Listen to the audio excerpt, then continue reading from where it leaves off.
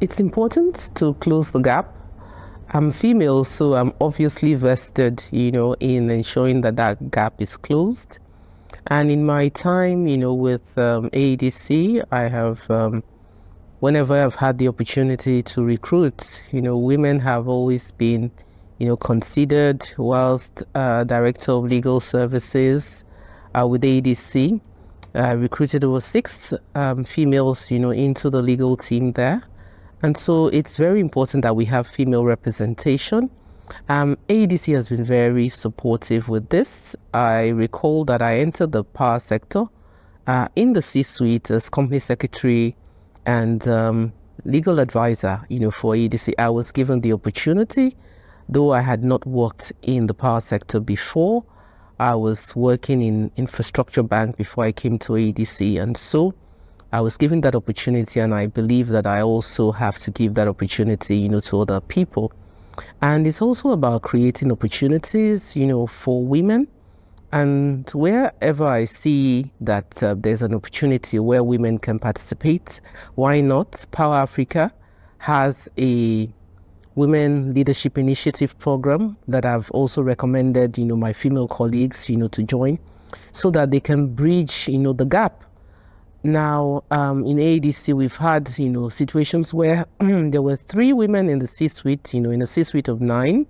So that's not quite 50%, but, 30% or so. So that's not a bad representation. We would definitely, strive, to do more.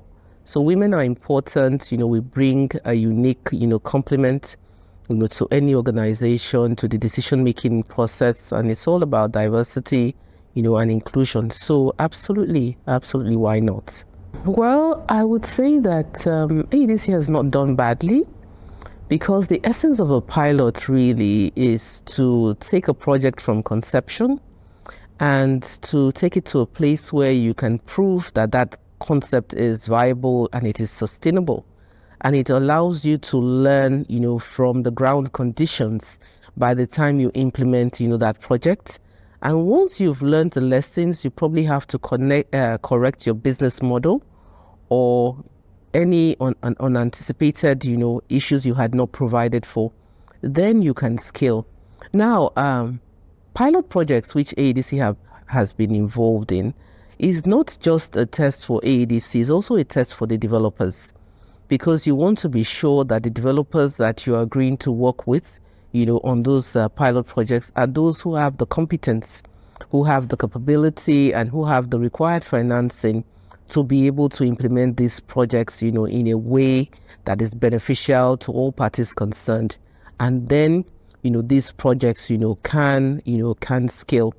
In the 2 projects we've worked on, there's been a lot to learn.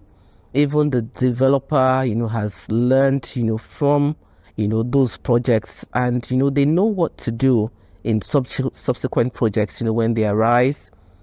We expect that the 2 projects, Total Community and the Wuse Market, would be commissioned next month, and so once, we have this in hand, it is an established, project that anybody can look to and, assess in terms of, investing in future projects, with AEDC.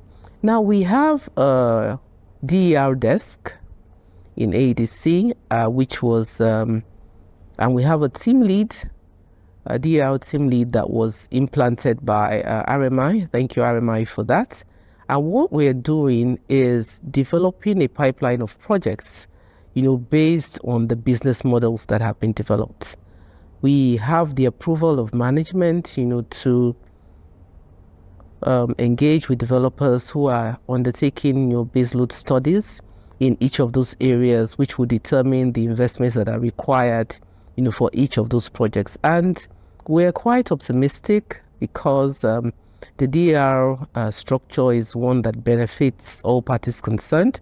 It benefits the disco, it benefits the developer, because we are eliminating the losses, within the assigned clusters. We are improving revenue collection. We are strengthening the networks. So it's a win-win, and it's something that we look to, definitely, continue, subject, of course, to the approval of relevant approvals within ADC.